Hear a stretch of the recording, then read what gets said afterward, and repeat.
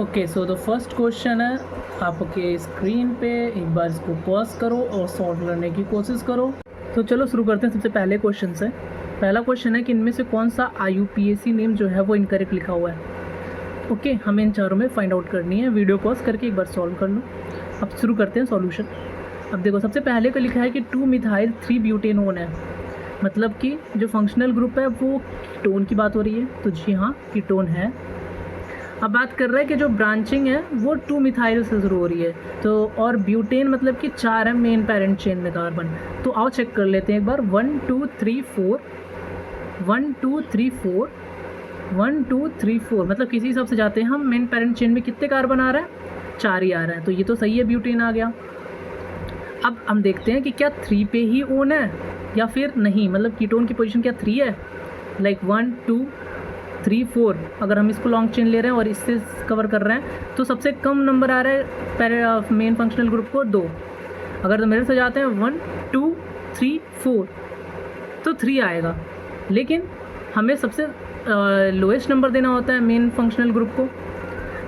इधर से हो सकती है ब्रांचिंग नज़दीक आ रही है, लेकिन फंक्शनल ग्रुप को हाईएस्ट नंबर मिल रहा है, तो ये हमारी प्रायोरिटी ऑर्डर नहीं है। तो प्रायोरिटी ऑर्डर से देखा जाए तो 1 2 3 4 ऐसे ही आना चाहिए, जहाँ पे 3 पे ब्रांचिंग आनी चाहिए। ठीक है, तो इस हिसाब से हमारा 2 होना चाहिए था, लेकिन यहाँ 3 है, इसलिए ये ऑप्शन गलत है और हमारा पहला ही आंसर मिल चुका है पहले ऑप्शन से। बाकी आप क्रॉस चेक कर सकते हो, मैं क्रॉस चेक करने जाऊँगा, वीडियो लंबी होगी, आप एक बार क्रॉस चेक कर लेना। नेक्स्ट क्वेश्चन पे आते हैं। The correct IUPAC name for the compound बताना है हमें, IUPAC बताना है करेक्ट कौन सा है इन सब के लिए। अब देखो, इसके लिए भी शुरू करते हैं। सबसे बड़ा देखो, ये कौन सी फंक्शनल ग्रुप है? ये हमारा कीटोन है, ठीक है ना, ये कीटोन है, ये कार्बोक्सिलिक एसिड हो गया और ये CHO हो गया, मतलब कि एल्डिहाइड हो गया। अब इन सब में अगर प्रायोरिटी ऑर्डर देखा जाए तो कार्बोक्सिलिक एसिड की प्रायोरिटी ऑर्डर सबसे ऊपर होगी, मतलब हमें जो अपनी नंबरिंग स्टार्ट करनी है वो कुछ यहाँ से करनी है, क्योंकि ये साइक्लिक कंपाउंड है, ये कोई बेंजीन नहीं बना है, तो हमें नंबरिंग इसके अंदर ही रखनी है। ठीक है, तो 1 2 पे क्या कीटोन आएगा या एल्डिहाइड आएगा। अब पहला नंबर हमने इसको दे दिया है, अब हमें लॉन्गेस्ट चेन चूज करना है और सबसे नज़दीक में किसको हम दे सकते हैं प्रायोरिटी, उसके हिसाब से। जैसे 2 पे कीटोन यहाँ पे आ रहा है, यहाँ पे कुछ नहीं आ रहा है, तो हम नंबरिंग ऐसे ले जाएंगे 2 3 एंड 4। ठीक है ना, अब हमें पता चल चुका है। अब हमें क्या क्या चूज़ करनी है, हमें पता चल चुका है 2 पे कीटोन है और यहाँ पे 4 पे एल्डिहाइड है। तो अब हमें पता है कि जब कीटोन होता है वो मेन फंक्शनल ग्रुप नहीं होता है कंपाउंड में, तो उसकी जगह हम क्या यूज़ करते हैं? ऑक्सो। ठीक है, तो अब ऑक्सो यूज़ किया गया है, तो 2 पे ऑक्सो आना चाहिए। यहाँ 3 पे ऑक्सो है, गलत, यहाँ ऑक्सो दिख नहीं रहा है, यहाँ पे 2 पे ऑक्सो है, यहाँ 3 पे ऑक्सो है, तो जाहिर सी बात है ये 2 वाला ऑक्सो है और यहाँ पे 4 पे फॉर्मिल है, तो 4 फॉर्मिल 2 ऑक्सो, क्योंकि F पहले आता है, O बाद में आती है। साइक्लोहेक्सेन, जी हाँ, कार्बोक्सिलिक एसिड, सही बात है। मेन हमारा जो फंक्शनल ग्रुप है कार्बोक्सिलिक एसिड है, यहाँ से भी पता चल चुका, क्योंकि यहाँ पे देखो मेन फंक्शनल ग्रुप तो एल्डिहाइड बोल रहा है, यहाँ पे हेक्सेन बोल रहा है, यहाँ हेक्सेनल बोल रहा है, तो जाहिर सी बात है जो हमारा करेक्ट ऑप्शन आ जाएगा वो कौन सा आ जाएगा? थर्ड ऑप्शन आ जाएगा। ओके, तो नेक्स्ट क्वेश्चन आते हैं हम लोग कि increasing order of stability among the 3 main conformers of two fluoroethanol. ठीक है ना, सबसे पहले तो ये इथेन की बात हो रही है, और इथेन की जब हम बात करते हैं तो उस टाइम पे हमें याद होना चाहिए कि जो एंटी होती है, एंटी पोजीशन होती है वो सबसे ज़्यादा स्टेबल होती है, उससे कम होती है गॉस की पोजीशन और उससे कम होती है आपकी इक्लिप्स्ड। ठीक है ना, उससे कम होती है इक्लिप्स्ड, ये होती है स्टेबिलिटी ऑर्डर मेन। लेकिन यहाँ पे बात हो रही है 2-फ्लोरो और इथेनॉल की, मतलब एक साइड OH है और एक साइड फ्लोरीन है। तब इस केस में जब ये दोनों ग्रुप ये गॉस वाले सिचुएशन में आएंगे, जब ये 0 डिग्री पे इक्लिप्स्ड बनता है, 60 डिग्री पे एंटी बनता है, और इन दोनों के बीच में जब ये आता है तो गॉस वाला सिप आता है। इस कंडीशन में क्या होगा कि ये दोनों ग्रुप आस पास होंगे और इनके बीच में बन जाएगी हाइड्रोजन बॉन्ड, ऑक्सीजन और फ्लोरीन के बीच में। इस वजह से ये जो स्ट्रक्चर होता है इन केस ऑफ 2-फ्लोरोइथेनॉल ये ज़्यादा स्टेबल हो जाता है रेदर देन एंटी इक्लिप्स्ड के, ठीक है ना। तो एंटी इक्लिप्स जो होती है वो गॉस से कम हो जाती है, मतलब सबसे ज़्यादा, क्योंकि इंक्रीजिंग ऑर्डर बोला है तो बढ़ते हुए क्रम में देखा जाए तो गॉस सबसे ज़्यादा होगा, उससे कम एंटी होगा, उससे कम इक्लिप्स्ड होगा, तो ये हमारा सही हो जाएगा। सो नेक्स्ट क्वेश्चन हमारा आता है कि विच of the following statement is not correct for a nucleophile. Nucleophile के लिए बताना है हमें। सबसे पहले बात करते हैं अमोनिया इज़ अ न्यूक्लियोफाइल, क्या ये सही है? अब देखो न्यूक्लियोफाइल की डिफिनीशन वो होती है जो न्यूक्लियस मतलब न्यूक्लियस लवर होते हैं, ठीक है ना, मतलब इनके पास इलेक्ट्रॉन डेंसिटी जो होती है हाई होती है, ये अपना इलेक्ट्रॉन डोनेट करते हैं। मतलब कि कोई भी ऐसा कंपाउंड जिसके पास नेगेटिव इलेक्ट्रॉन स्पीसीज़, ठीक है ना, मतलब कि नेगेटिव इलेक्ट्रॉन स्पीसीज़ जो होते हैं वो तुम्हारे न्यूक्लियोफाइल्स आ जाएंगे। या फिर ऐसे कंपाउंड जिनके पास पाई इलेक्ट्रॉन है वो तुम्हारे न्यूक्लियोफाइल्स हो जाएंगे। ऑर्गेनोमेटेलिक कंपाउंड जो होते हैं वो भी तुम्हारे न्यूक्लियोफाइल्स आते हैं। और तुम्हारा जो चौथा ऑप्शन आता है वो आता है कि जितने भी ऐसे मॉलिक्यूल्स हैं जिनका जो सेंट्रल एटम है वो इसका ऑक्टेट कंप्लीट है, उसका ऑक्टेट कंप्लीट है और उसके पास एट लीस्ट एक लोन पेयर है, मतलब कि कंप्लीट ऑक्टेट है और एक लोन पेयर है, मतलब कि वो लुईस बेस है। तो लुईस बेस जो हो जाएंगे वो क्या हो जाएंगे? न्यूक्लियोफाइल्स हो जाएंगे। तो सबसे पहले बोल रहे हैं अमोनिया। अब अमोनिया क्या है? वो लुईस बेस है। अमोनिया क्या है? वो लुईस बेस है, उसके पास ये लोन पेयर भी है और उसका ऑक्टेट भी कंप्लीट है, ठीक है ना, इसको ऑक्टेट भी कंप्लीट है और उसके पास लोन पेयर भी आ गया, तो इसलिए ये एक न्यूक्लियोफाइल है। तो ये करेक्ट स्टेटमेंट है, हमें इनकरेक्ट खोजना है, ठीक है ना, not correct. Nucleophile attack low electron density, जी हाँ, क्योंकि इसकी खुद की इलेक्ट्रॉन डेंसिटी हाई होती है तो ये लो डेंसिटी साइट पे अटैक करता है, ये भी सही है। Nucleophiles are not electron seeking, हाँ ये इलेक्ट्रॉन सीकर नहीं होते हैं क्योंकि ये खुद इलेक्ट्रॉन डोनर होते हैं, इनके पास खुद इतना इलेक्ट्रॉन होता है कि ये इलेक्ट्रॉन क्यों सीक करेंगे। Nucleophile is a Lewis acid, गलत। लुईस एसिड कौन होते हैं? जिनका ऑक्टेट कंप्लीट नहीं होता, और ये कैसे बन जाएंगे? भाई ऑक्टेट नहीं कंप्लीट है मतलब वो इलेक्ट्रॉन सीक करेंगे और जो लेगा वो क्या हो जाएगा? वो लुईस एसिड हो जाएगा। तो जो लुईस एसिड होते हैं ना वो इलेक्ट्रोफाइल होते हैं, वो न्यूक्लियोफाइल्स नहीं होते हैं, ठीक है ना। तो हमारा करेक्ट स्टेटमेंट आ जाएगा फोर्थ। चलो नेक्स्ट क्वेश्चन आता है, विच of the following will show geometrical isomerism. Geometrical isomerism show करने के लिए सबसे पहले तो हमें कार्बन कार्बन के बीच में डबल बॉन्ड देखना है, ठीक है ना। ज्योमेट्रिकल आइसोमेरिज्म की कौन कौन सी एग्जांपल हम पढ़ते हैं? सिस ट्रांस पढ़ते हैं, EZ पढ़ते हैं और सिन एंटी पढ़ते हैं, ठीक है ना। तो हम ये सारे 3 एग्जांपल पढ़ते हैं। तो हमें ज्योमेट्रिकल आइसोमेरिज्म देखना है तो हमें सबसे पहले तो कार्बन कार्बन के बीच में डबल बॉन्ड होना चाहिए और कार्बन के पास जो अपना सब्सटीट्यूएंट होना चाहिए वो दोनों A और B के फॉर्म में होना चाहिए, ठीक है ना। ये A और B जो है वो सेम नहीं हो सकते, मतलब A नहीं हो सकता, B भी नहीं हो सकता, तो A और B के फॉर्म में होने चाहिए, इधर भी A और B के फॉर्म में होने चाहिए, मतलब इसके दोनों जो सब्सटीट्यूएंट्स हैं वो सेम नहीं होने चाहिए। अब जैसे ये है, यहाँ पे देखो डबल बॉन्ड तो है लेकिन यहाँ भी 2 हाइड्रोजन है, 2 हाइड्रोजन है, तो ये गलत हो गया। यहाँ भी डबल बॉन्ड है लेकिन इस कार्बन के पास भी दोनों हाइड्रोजन है, मतलब A और B जो है वो अलग नहीं है, तो ये भी ज्योमेट्रिकल आइसोमेरिज्म शो नहीं करेगा। यहाँ डबल बॉन्ड ही नहीं है, यहाँ डबल बॉन्ड है और यहाँ पे जो दोनों सब्सटीट्यूएंट्स हैं देखो, यहाँ क्लोरीन है, क्लोराइड है और यहाँ पे क्या है? हाइड्रोजन है, तो ये जो है वो करेगा, ठीक है ना। नेक्स्ट क्वेश्चन पे आते हैं, which of the following compound will form significant amount of meta product during the mononitration reaction, ठीक है ना। अब हमें बताना है कि मेटा प्रोडक्ट किस में बनेगा? मोनोनाइट्रेशन में, ठीक है ना।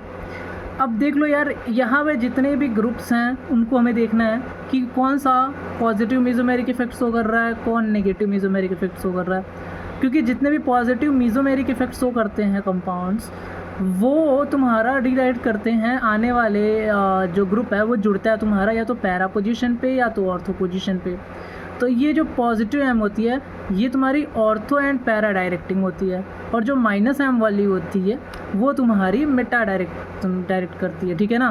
तो अब हमें देखना है कि इनमें से कौन सा मेटा डायरेक्टिंग ग्रुप है, ठीक है ना, मतलब इनमें हम चेक करेंगे 1 बाय 1। अब देखो प्लस एम कौन शो करता है? वो ग्रुप शो करते हैं जिनके पास लोन पेयर इलेक्ट्रॉन होते हैं। अब जैसे इसके पास 5 इलेक्ट्रॉन होते हैं आउटर मोस्ट में, 2 यहाँ गया, 1 यहाँ गया, मतलब 2 अभी इसके पास एक लोन पेयर बचा हुआ है। यहाँ पे देखो तो यहाँ भी नाइट्रोजन के पास एक लोन पेयर बचा हुआ है। हालांकि साथ में ये ग्रुप अच्छा खासा है। इस ग्रुप को अगर हम देखें तो कुछ इस प्रकार है, nitrogen C double bond O CH3। इस ग्रुप में देखें तो यहाँ भी ऑक्सीजन के पास 2 लोन पेयर है, ठीक है। 2 लोन पेयर होने की वजह से प्लस M डायरेक्टर है। और यहाँ पे देखा जाए तो यहाँ भी O C double bond O CH3 group जुड़ा हुआ है, ठीक है ना। मतलब ये भी एक तरीके से यहाँ पे भी लोन पेयर तो है, लेकिन ये जो लोन पेयर है ना ये लोकलाइज्ड नहीं है। ये लोन पेयर लोकलाइज्ड नहीं है, क्यों? क्योंकि यहाँ पे इंटरनली यहाँ रेजोनेंस चल रहा है, ठीक है ना। यहाँ पे ये जो लोन पेयर है वो रेजोनेंस में है, यहाँ डबल बॉन्ड है, यहाँ सिंगल बॉन्ड है। तो ये लोन पेयर यहाँ रेजोनेंस में होने की वजह से जो ये प्लस M इफेक्ट है वो नहीं शो होगा। इसकी वजह से ये जो ग्रुप है ना ये मेटा डायरेक्ट करेगा, ना कि ये, क्योंकि यहाँ पे ये रेजोनेंस में नहीं आ सकता इंटरनल, लेकिन यहाँ एक इंटरनल रेजोनेंस है। इसकी वजह से यह मेटा डायरेक्टिंग ग्रुप होगा। तो करेक्ट ऑप्शन हो गया अपना ये वाला। नेक्स्ट क्वेश्चन आता है कि pick out the electrophile from the following. हमें इलेक्ट्रोफाइल बताना है। इलेक्ट्रोफाइल कौन से होते हैं? जिनके पास पॉजिटिव चार्ज होता है या फिर उनका जो ऑक्टेट होता है वो इनकम्प्लीट होता है, इनके पास पाई बॉन्ड इलेक्ट्रॉन्स नहीं होते हैं, ठीक है ना। अब इलेक्ट्रोफाइल्स इसमें से कौन से हैं आप हमको देखना है, ठीक है ना। तो अगर लुईस एसिड भी जो होते हैं वो तुम्हारे इलेक्ट्रोफाइल्स होते हैं। अब देखो इन पहला ऑप्शन में हमें NH3 दिख गया। NH3 क्या होता है? लुईस बेस होती है, और लुईस बेस न्यूक्लियोफाइल होती है, तो ये ऑप्शन गलत हो गया। इसमें भी NH3 दिख गया, लुईस बेस होती है, ऑप्शन गलत हो गया। यहाँ देखो पॉजिटिव चार्ज है, पॉजिटिव चार्ज है मतलब ये लुईस एसिड है, ये लुईस एसिड है, ये इलेक्ट्रोफाइल है, ठीक है ना।